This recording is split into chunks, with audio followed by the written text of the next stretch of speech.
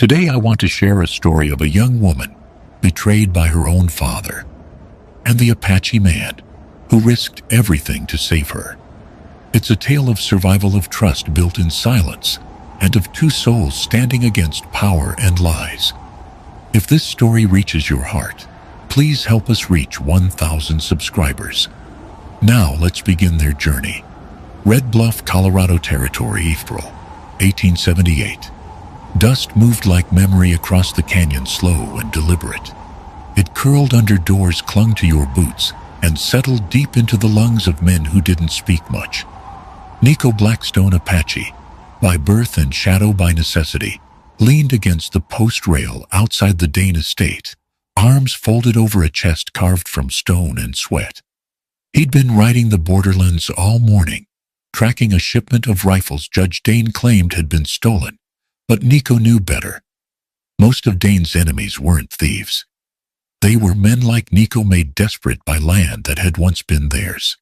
Now in the dying gold light, he returned not to rest, but to stand watch over a home that had never welcomed him. Above him, lanterns swayed gently on the porch beams of the great white house. Music filtered down in fragments, piano notes, laughter, glasses clinking. Tonight was Leona Dane's engagement supper. She was being promised to the mayor's son, a stiff-jawed man with political ambition and calloused palms that had never worked an honest day. Nico wasn't on the guest list. He never was. 9 years he had served the judge, first as a tracker, then a fixer, then something not quite either. His loyalty was currency, his silence insurance. But no matter how many orders he followed, how many border skirmishes he ended before they flared, he remained a half-civilized savage in the judge's ledger. Tolerated, never trusted. He was 17 the first time he saw Leona. She'd been just a girl, then barefoot in the orchard, sleeves rolled, face freckled with sun. Unlike her father, her gaze had been curious, not cruel. Not once did she flinch from him. That alone made her unforgettable. Now she was 24 and still carried that same defiant quiet in her spine. The years had refined her features into something striking, but her eyes held the same trapped intelligence. She stood near the window now, framed by velvet curtains, listening to the man beside her talk. She nodded in all the right places, but Nico could see her smile was hollow. She caught his gaze just once, only a flicker, and something wordless passed between them. He turned before it lingered. Later that night, back in the bunkhouse, Nico stripped off his trail-dirty clothes and washed in a tin basin. The water turned rust brown, but it wasn't the kind of dirt that came off easy. His muscles ached with the quiet fatigue of someone who lived too much in seats himself. He sat on his cot, bare feet planted on the wooden floor, listening. Far off the party was dying down. Horses whinnied, laughter thinned. Then something else. A thud. Muffled voices, a scrape. Nico rose, knife in hand. He stepped outside into moonlight. The estate was quiet, too quiet. Then he saw at a servant's door ajar the trail of disturbed dirt. A fresh set of boot tracks. A drag mark. His stomach knotted. He followed the path, sprinting past the gardens, the orchard, down the slope, where the trees thinned. At the edge of the lower fields near the ravine, he found a torn scrap of fabric. Pale silk, Leona's. The tracks veered east, 3 horses, maybe 4, moving fast. One unburdened until now. He knew that route. It led to the Badlands. No tones, no law. Just dry gulches and men who answered to no one. He ran back to the stables, heart hammering. Ghost, his Mustang, sensed it too, eyes wide, breath snorting. Nico saddled fast. No saddlebag, no food. Just his rifle knife and the kind of rage that lives cold and deep. He passed the main house on the way out. The judge's study window glowed amber. Inside, voices ceased. "She's gone," said one. "Taken." A pause. Then the judge, "Let them take her." Silence. "But sir, the mayor, your alliance." She's not my blood, the judge said flatly. Never was. She's the price, that's all. Nico's blood aced. There it was. The truth in its ugliest form. Leona discarded like a broken deal. He didn't knock. Didn't speak. He rode into the night, like a shadow on fire. By dawn, he was deep in the bluff trails following hoofprints only someone like him could read. He found a creek bed, where the water had pooled around fresh prints, 3 horses, 1 riderless. A set of boot marks near the edge, one smaller than the rest. Someone had stumbled. A broken branch caught on a bit of silk confirmed it. She was still alive. He pressed on the sun rising sharp behind him. As the heat built, so did his focus. He remembered her face, strong chin, the way her brows pulled when she read. He remembered how she had once handed him a book he could not read and said softly, "You should learn. Your words are worth being written down." No one had spoken to him like that before, not even his own. And now she was taken, not for ransom, not for power. No, this was punishment. This was the judge cleaning up the past before it spoke. And Nico knew one thing: he would get her back, even if it meant tearing Red Bluff apart to do it. The sun climbed high and hot over the canyons by the time Nico reached the abandoned mining trail. He'd crossed dry riverbeds and thorny mesquite, tracked their path through shallow ridges and game trails, known only to those who'd grown up among the rocks. The signs were clear now: 3 riders, 1 woman taken fast and hard. They'd made no effort to cover their trail. They didn't think anyone would follow. Or maybe they thought no one would dare. Nico crouched beside a hoofprint in the chalky soil. The spacing told him the horses had slowed. Less urgency. They were near wherever they planned to hole up. He scanned the terrain: low, brush-jagged rock walls on either side. Ahead, a narrow break in the cliffs. A blind passage good for ambush or hiding. He left Ghost tethered beneath a bluff and moved forward on foot, rifle across his back, blade at his hip. Silence reigned except for the occasional buzz of fleas and the distant cry of a hawk. Then he heard it, muted voices echoing faint from within stone. Laughter. A grunt. Something dropped. He crept closer. A weathered opening appeared in the rock wall, partially hidden by brush. An old mine shaft, long abandoned, half collapsed, but deep enough to conceal men without morals. He eased close, ears straining. Inside, someone cursed. "Hold her still, damn it." Another voice, crueler. "Girl don't have sense to scream no more." Nico's vision narrowed. He counted 2 voices inside. The third man must have gone scouting. Good. He didn't hesitate. He burst through the brush like a storm blade first. The first man never got a hand to his pistol. Nico drove the knife straight under his rib, twisting hard before the body crumpled. The second stumbled backward, reaching for a shotgun on him, but Nico was faster. He slammed into him, facing fists like hammers. A punch to the jaw, then another to the throat. The man gurgled and fell choking on his own breath. Then silence. Then breathing. Shallow. Ragged. Nico turned and saw her. Leona lay on the dirt floor, her wrists bound above her head, ankles tied tight. Her dress was torn and stained with blood, her skin pale, bruised. But her eyes were open, dazed, afraid. He crossed to her foot. "Leona," he said, voice low. "It's me." "Nico," she blinked.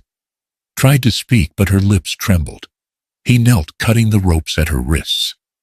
When he moved to her ankles, he paused, noticing the dark stain between her thighs. His stomach dropped. "Are you hurt?" he asked, voice taut. Her eyes welled. "No, not like that," she whispered.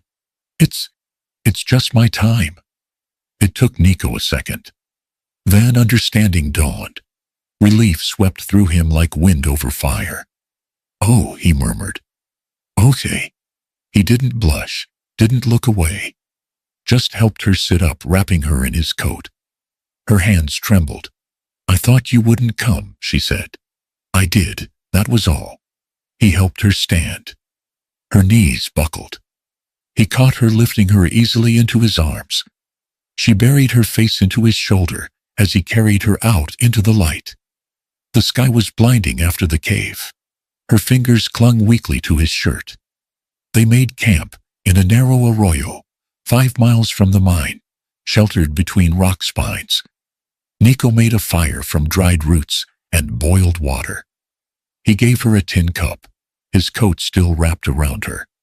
She drank slow, her lips cracked and pale. "You knew where they'd go?" she asked. "I knew what kind of men they were," he said simply. "This is where I'd hide if I didn't want to be found." She nodded faintly. Silence stretched between them. Not awkward, just heavy, like something that had been buried too long. "Why did my father send them?" she asked finally. Nico didn't answer right away. He cleaned his knife with steady hands. "Because you're not part of the plan anymore," he said. "Because you know too much." Her throat worked as she swallowed. "He always hated me," she whispered. "I just never knew how much." Nico looked up. "He's not your father." Leona blinked. "What?" He set the knife down. "I heard him say it. To the mayor's envoy. Said you weren't his blood. Said he wouldn't pay to bring you back." She stared at him, lips parting. "That's why he wouldn't come," she said. "That's why he looked at me like I reminded him of a lie." Nico didn't speak. He knew what it was to be looked at like that. She pulled the coat tighter. "I always thought if I was good enough, he'd see me. Like I mattered." Nico met her gaze. "You do matter. Just not to him." Her eyes burned, but no tears came. She was past that. What filled her now was colder. "He'll come after us," she said. "I know." She reached across the fire, her fingers brushing his. "I don't want to go back." "You won't." He said it like a vow. As dusk fell, Nico sharpened his rifle and gunned his knife. Leona lay under his blanket, watching the stars appear. The warmth of the fire licked her face, but it was his presence nearby that made her feel safe. Not saved, just not alone. He didn't ask for thanks, didn't speak of what came next. But as the wind picked up, whispering through the cliffs, they both knew this was just the beginning. Red Bluff wasn't done with them yet. The sun rose slowly behind the sandstone cliffs, casting long orange streaks across the scrubland. It was quiet in the arroyo, where Nico and Leona had taken shelter, the kind of quiet that settled only after fear had bled out and fatigue took its place. The air still held a bitter chill, and the fire from the night before had turned to ash. Leona stirred beneath Nico's coat, the pain in her limbs now dull but persistent. When she sat up, her eyes met his across the small camp. He was crouched near the edge of the bluff, scanning the horizon. The rifle rested beside him, hands still, but tense. She cleared her throat gently. He turned, stood, and approached. "You all right?" She nodded, wrapping the coat tighter. "Sore, but alive. You slept." "I didn't dream," she added. "Not sure if that's a good sign." Nico crouched by the fire pit, added a few twigs, and rekindled the flames. "Means your body's still holding on." "That's enough." Leona watched him silently for a long moment. "You always talk like you've lived 2 lifetimes." "I have," he said, tone even. By mid-morning, they were on horseback, Nico riding ahead, Leona behind him on Ghost. The Mustang moved steady, used to the weight. Leona held onto him, her fingers digging into his sides for balance. They followed a ridge trail, narrow and winding, that overlooked Red Bluff in the far distance, a tiny cluster of buildings beneath the shadow of a white church steeple. Nico paused at a high outcrop and gestured. "There," he said. "That's where we're going." Leona frowned. "Red Bluff, that's the last place we should." Not into town, he said. To the edge. There's someone there I trust. Mostly. Leona didn't reply, just held on as they rode again. They reached the outskirts of Red Bluff by dusk, keeping to back trails and mesquite thickets. A weathered cabin sat on a hill above town, tucked behind rows of wild oak and an overgrown garden. Smoke curled from the chimney. Nico dismounted and led Ghost to the side corral. He helped Leona down gently. Inside the cabin, the smell of tobacco and old paper lingered. Maps lined the walls. A stovepipe hissed softly in the corner. Glenn, Nico called. A moment later, a man appeared from a side room, grizzled, sharp-eyed, somewhere in his 60s. He wore suspenders and a holster. His left eye was glass. Well, damn, he said. Didn't expect you back, and sure as hell not with her. She needs a place to rest, Nico said. Just a day or two. Glenn's gaze narrowed. You realize who her father is? Leona stepped forward. I'm not his daughter. Not anymore. Glenn looked at her, then back at Nico. Trouble, Nico nodded. Coming fast. That night, Glenn let them stay in the side room. It smelled of cedar and leather. Leona collapsed onto the cot, exhausted. Nico stayed by the window, rifle in his lap. She spoke tautly. How do you know him? Glenn, Nico's voice was low. He used to ride with the Rangers. Quit after they burned my village. Refused the next commission. Said justice wasn't supposed to wear a badge. And he lost you. He doesn't trust anyone. But he respects truth when he sees it. She pulled the blanket tighter around her shoulders. Nico, when you heard them talking my father, was he always planning to sell me off? He turned his gaze out the window. I don't think he ever saw you as a daughter. Just a ledger item. You were a means to a contract. Leona exhaled, sharp and quiet. I used to pray at that church every week. Believed if I just stayed dutiful, God would make it all make sense. Maybe that's the problem, Nico murmured. You were trying to make sense of something built on lies.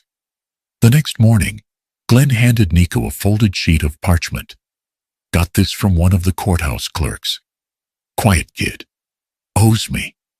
It's a copy of Dane's land deed updates from last quarter. Nico opened the paper. It listed a series of names, some crossed out, others newly added. Leona stepped beside him. My mother's land? She whispered, pointing. It was supposed to be left untouched in trust. But it's here, Nico said. Gestalt. Gained by Ceasty. Leona's voice trembled. She died before he could take it. I remember her saying she left it for me. Her name should be on the deed, not his. Nico scanned the column. Look, this one. Dated 2 months after she passed. That's impossible. He forged it, Leona said flatly. He never owned the land. And if he lied about this, he's lied about more, Glenn muttered. A man who cuts up the past and repackages it for power. Don't stop at land. You need proof. Leona looked up at Nico. There's a safe in his study, hidden under the floorboard near the bookshelf. I've seen him go there after late-night meetings. Nico nodded slowly. We'll go tonight. That evening, cloaked in dark, they rode back to the Dane estate, keeping off the road. They left the horses tied beneath the ridge and approached on foot, hugging the tall grass line. The house was dim, most of the staff sent away after the engagement party. They entered through the rear servant's door. The study smelled of stale whiskey and gun oil. Nico crossed the room in 3 strides, pulling back the rug and prying up the floorboard. The safe waited beneath, old and iron-bound. Do you know the code? He asked. Leona knelt beside him, fingers trembling. He used the year he bought the judge's robe. I think 1865. The dial clicked. The latch gave. Inside were stacks of deeds, cash, and a small black book. Nico flipped it open. Names, payments, signatures, some with a red hat. This is it, he said. Everything he's done to buy power. The bribes, the silenced men. Look at this, Leona whispered, pulling out a folded page. It was a letter. Her mother's handwriting. He found it, she said, breath-catching. He kept it to make sure no one else ever knew. Nico touched her shoulder. Now we do. From outside came the crack of a twig. Then a voice. Drop it, both of you.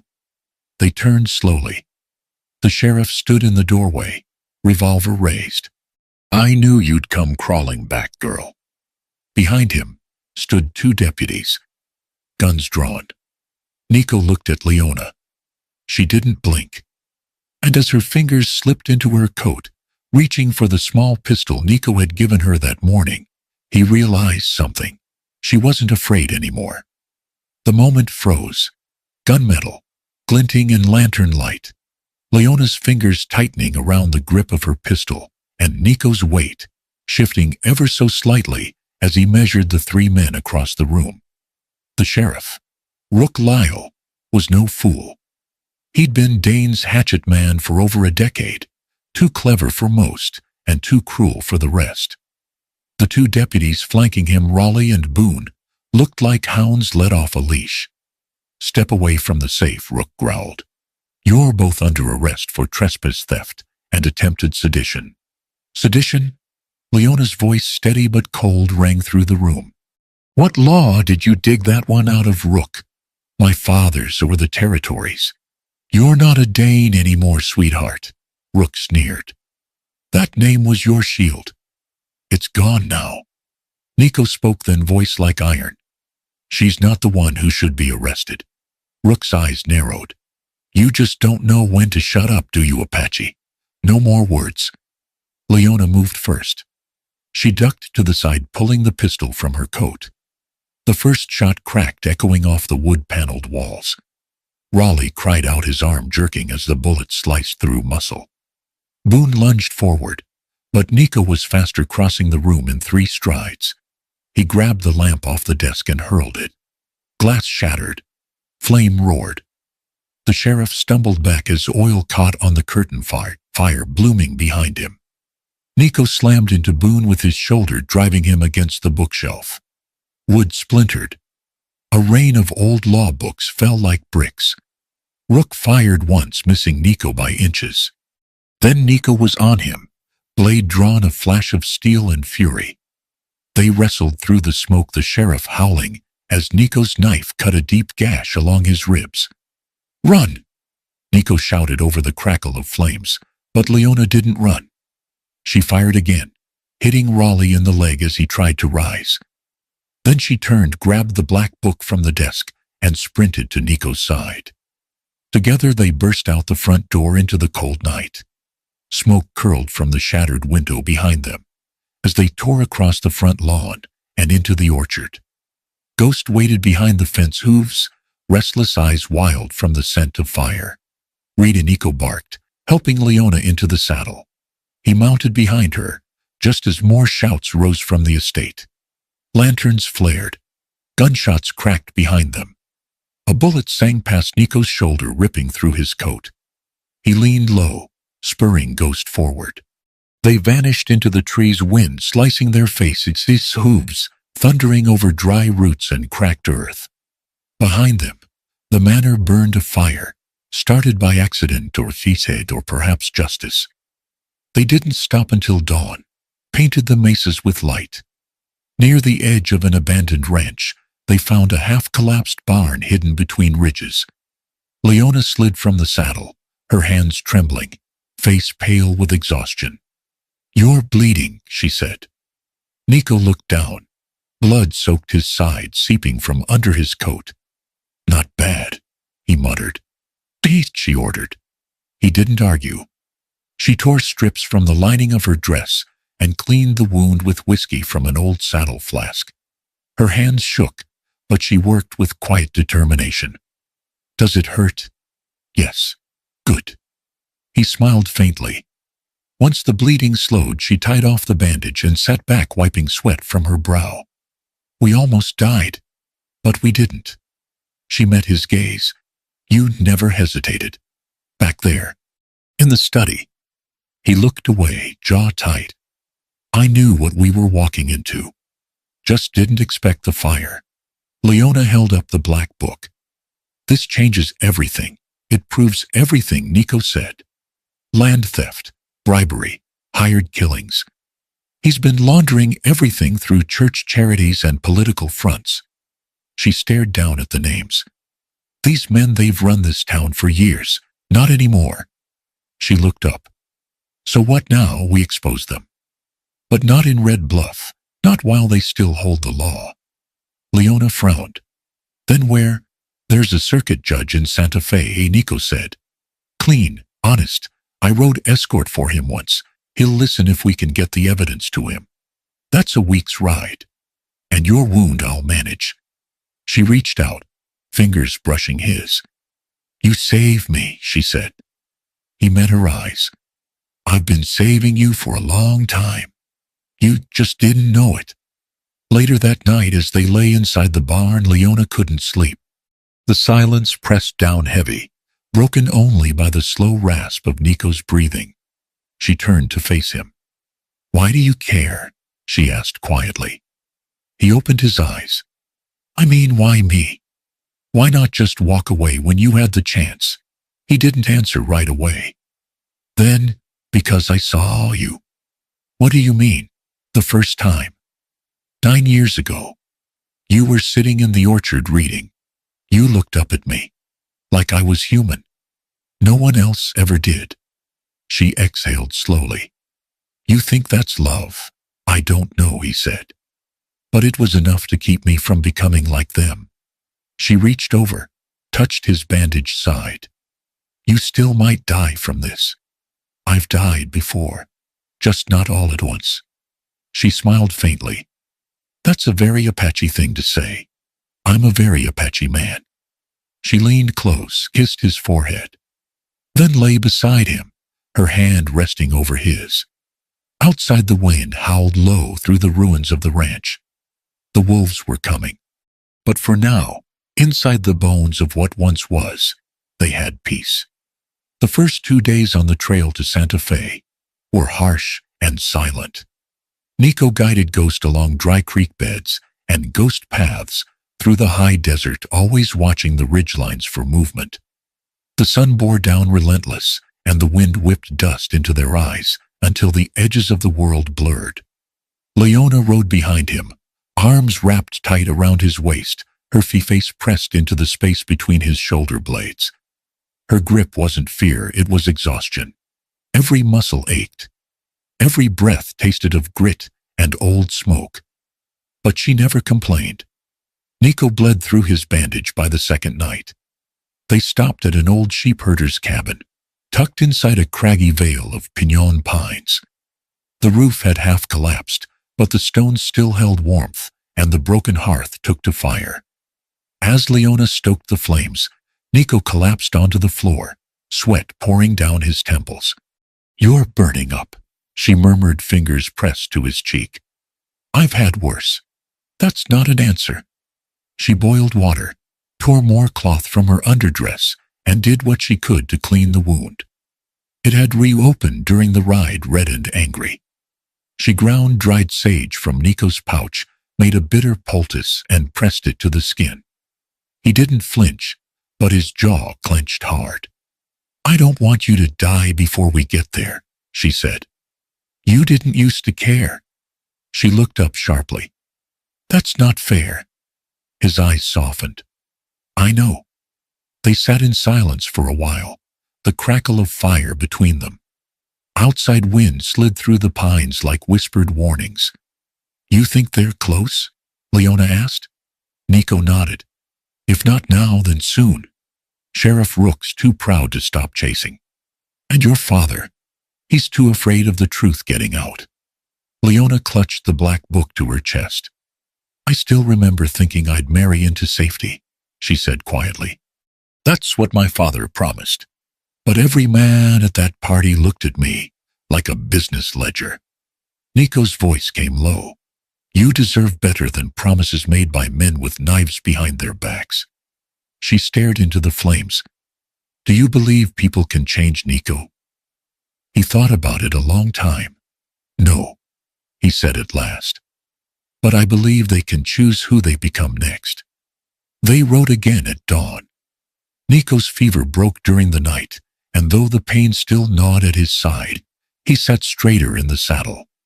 Leona's pistol rested at her hip now, not hidden, not for show. They crossed into New Mexico territory by mid-morning, the terrain widening, stretching flat in places, then folding into red hills and arroyos.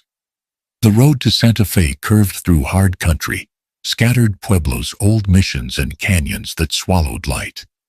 At midday, on the third day, they found trouble.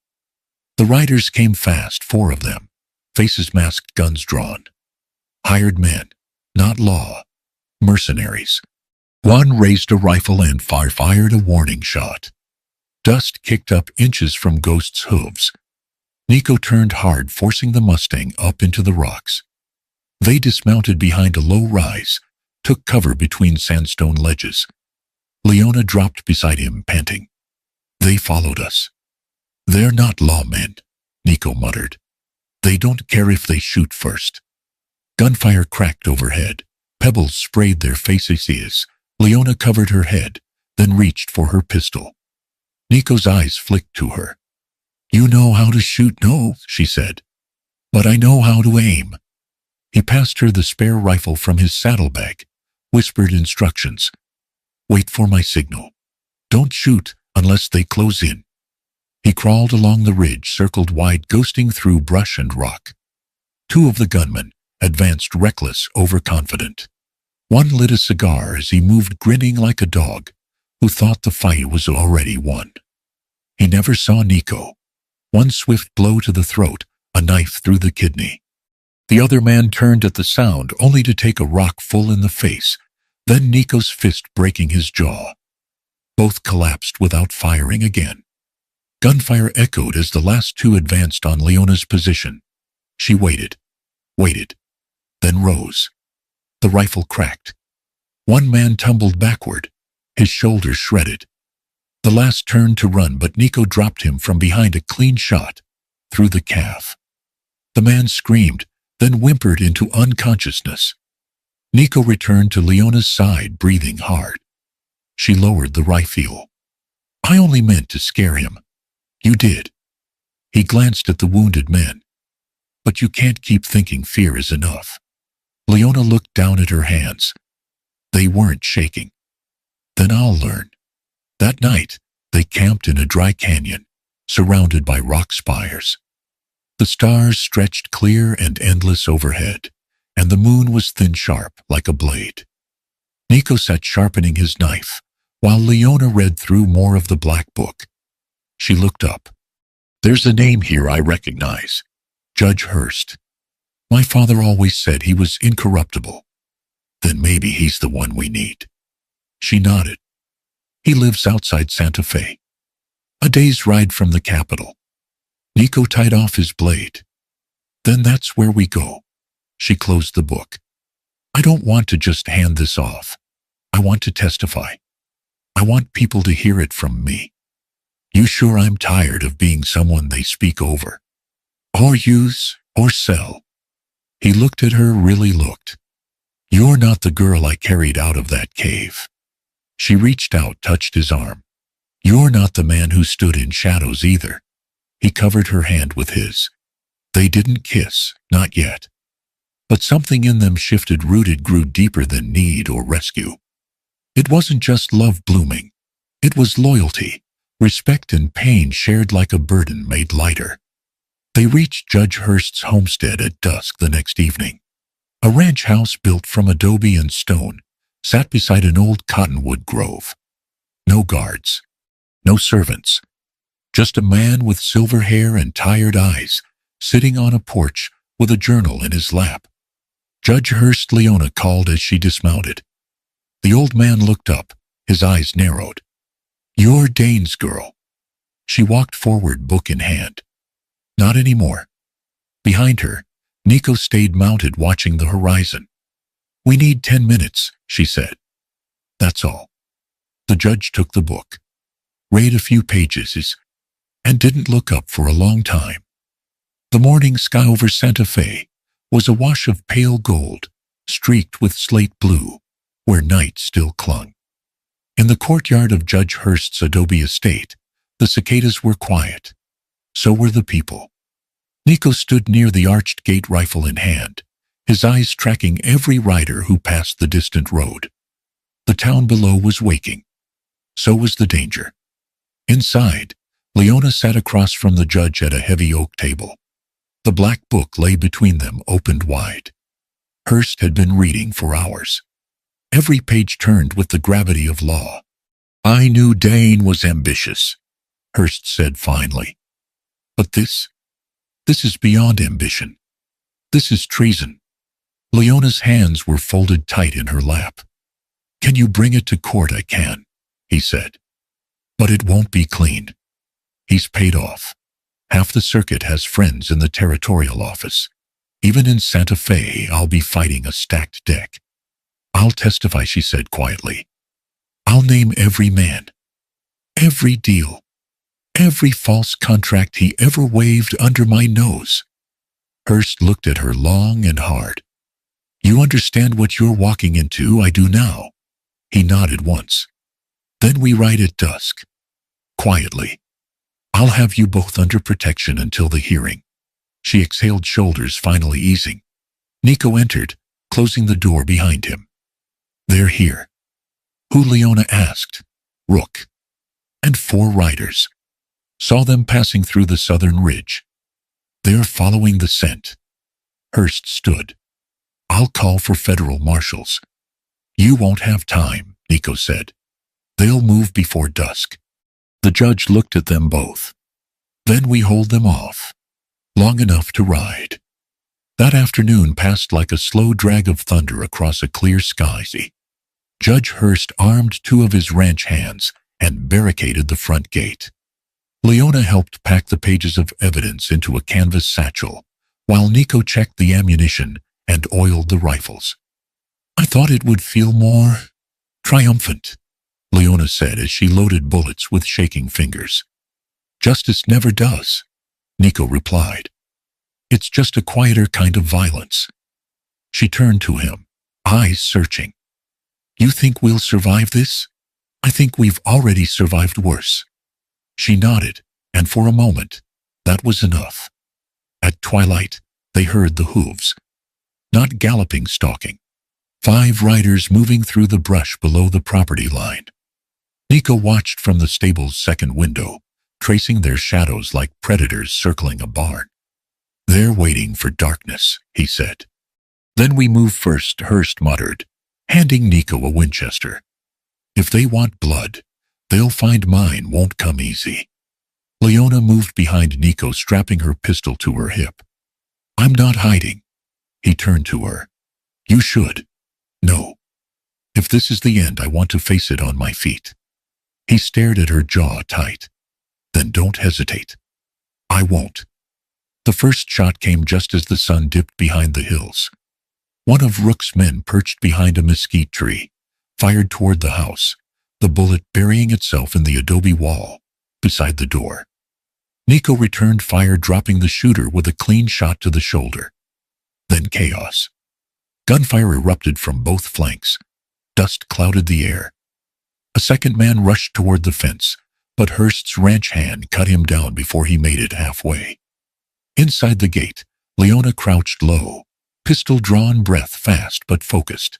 Rook charged with another rider, aiming for the side entrance. Nico met him head-on, diving from the stable roof in a blur of buckskin and steel. He knocked the second man from his horse, then turned to face Rook. The sheriff raised his pistol. "You should have stayed on your damn reservation," he spat. "I never had one," Nico said. The 2 men lunged. They fought like animals. Punches, elbows, blood. Nico's side wound split open again, but he didn't fall. He ducked a wild swing, slammed his forearm into Rook's throat, and drove them both to the ground. The pistol skittered across the dirt.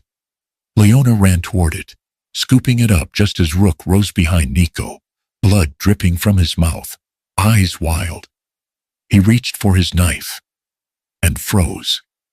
Leona stood 5 feet away, pistol aimed at his chest. "Don't," she said. Rook hesitated. Then he lunged anyway. The shot echoed like a final breath. Rook dropped to his knees, surprise etched across his face, then collapsed forwards into Musti. Violence returned like a falling curtain. The surviving riders fled. The ground was littered with bullet casings, footprints, blood. Leona dropped the pistol, hands shaking. Nico caught her before she hit the ground. "I didn't want to," she whispered. "But you did what you had to." She looked at him, her voice breaking. "Does that make me like them?" "No," he said. "It makes you free." 3 days later, they stood before the territorial court in Santa Fe. Judge Hurst presented the evidence. Leona read her statement with a steady voice, naming every man, every crime, and her own father as the architect of the corruption. The courtroom sat in stunned silence. Within a week, warrants were issued. Assets frozen. The Dane estate seized. Leona refused to attend the sentencing. Nico waited outside the courthouse, leaning against a pillar in the morning sun. When she stepped out, she didn't speak, just wrapped her arms around his chest and held tight. "What now?" he asked. "We go," she whispered. "Where?" "Anywhere. The road's long and the past can't catch us." They left that night. No ceremony, no goodbye. Just a man and a woman, saddlebags full of truth and blood still drying on their memories. They rode west past the mountains and rivers, chasing a kind of peace no law could grant. And as the stars wheeled above, Nico reached for her hand. Leona didn't let go. They rode south until the land changed again, until the tall pines gave way to mesquite and brittle brush, and the stars at night hung lower, larger, as if daring them to dream. Somewhere past Las Cruces they traded Ghost for 2 sturdy horses, no names, just hooves and heat, and kept riding until their past no longer whispered behind them. In a small valley, outside a border town called Socorro del Norte, they found it a shack half swallowed by dust, a stream that hadn't dried up, and a grove of cottonwoods that turned silver in the moonlight. It wasn't much, but it was theirs. The first few weeks were hard, the kind of hard that didn't make the stories. They built a shelter with hands still calloused from fight. Nico hunted and trapped, teaching Leona how to skin a rabbit, how to move without breaking silence. She worked the soil-dug trenches for beans and bitter greens, and learned to build a fire from flint and bark instead of matches. They rarely spoke of Red Bluff, or the blood, or the trial that turned her father's name to ash. But in the quiet moments, when Leona stirred cornbread over a smoking pot, or Nico mended his coat in the last of the daylight, they would sometimes meet eyes, and that look said everything. They had survived. And not just the danger, but the rot. The rot that lived in them too, in the wounds and doubts and what-ifs. Leona once asked as they watched smoke curl from the chimney into dusk, "Do you think we'll ever be good again?" Nico had looked at her for a long moment. "We were never bad," he said, "just broken." One morning, they woke to distant hoofbeats. Not fast, not aggressive, just one rider. Nico rose, rifle slung low, and stood in the doorway. A U.S. Marshal approached, coat, dusty hat tilted low. He dismounted slowly and tipped his hat. "Morning," he said. Nico didn't speak. The Marshal glanced past him, saw Leona in the cabin's shadow. "I come with news, not trouble," the Marshal said. "Judge Hurst wanted me to find you. Thought you should know." Leona stepped forward. "Know what?" The Marshal pulled a paper from his coat, an official notice signed and sealed. "Dane died. Took a knife in territorial prison. Said nothing even at the end." Leona didn't move. Her face gave nothing away. "He left no will, no heir. Estate's been dissolved. Most funds redistributed to reparations and land claims." The marshal looked between them. That's all I had to bring. Good day to you both. He rode off without waiting for thanks. Only after the dust settled did Leona speak. I don't feel anything. You're not supposed to, Nico said gently. That's what grief is, when it's used up. That night, she sat beneath the cottonwood, with her arms wrapped around her knees. The wind picked through the branches. A fire cracked nearby. He hated me because I reminded him of her, she whispered. Nico sat beside her, his shoulder warm against hers. But I don't remember her face. I only remember how cold his was. He didn't try to fix it. Just waited. You think a life like this is enough? She asked. Out here, hiding, living in inches instead of miles. He didn't hesitate. It's not hiding, he said. It's choosing. She looked at him, eyes tired but alive. I used to think I was meant for something big, something public, important. You were. But now he took her hand. Calloused, warm, alive. Now you're here, still standing. That's important too. Over the next months, the cabin turned into a home. The land gave more than it took. Chickens eventually. 2 goats. Nico built a corral from dead wood. Leona sewed curtains from old flour sacks, and once a month, they rode to town for supplies where no one asked questions because they didn't need to. Every now and then, people stopped by. Travelers, drifters, ex-soldiers, women with no name. Some stayed a night, some 2. All were fed. Some were healed. One girl no more than 16 arrived bleeding and barefoot. Leona washed her feet herself. Nico offered her a cot in the lean-to. The girl left 2 days later, said nothing, but left behind a silver earring and a bundle of wildflowers. Leona pinned the flowers above the hearth. We're building a church, she joked once.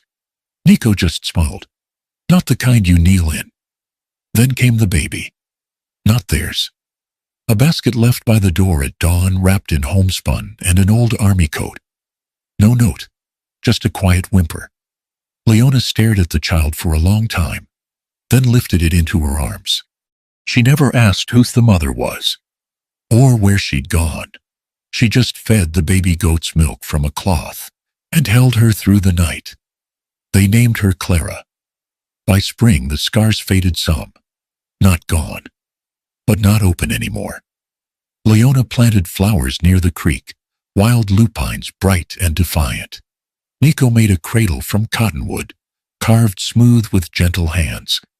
One night, under a sky filled with stars and coyotes howling far off, they sat outside, with Clara sleeping between them. She'll never know what we came from, Leona said. She doesn't need to. Leona smiled. I hope she grows wild. She will, but not lost. They watched the fire until it died down to coals.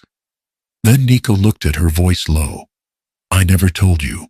What when I first saw you? You were reading under the orchard tree. Red dress, dirt on your knees. I remember the dress, she said softly. I didn't know you were watching. I always was. She took his hand. And this time they did kiss. Not because the story told them to, but because the silence between them had finally softened enough to hold it. And somewhere in that quiet stretch of high desert, where law had failed and truth had once burned 2 people, carved a different kind of justice, not with bullets, or sermons, or power, but with presence, with staying, with fire that didn't burn everything down, only enough to make room for something better. Thank you for listening all the way to the end of this story. I'm truly glad you stayed with me. Your support means so much. Please consider giving this video a like and subscribing to the channel so I can keep bringing you more heartfelt stories like this one.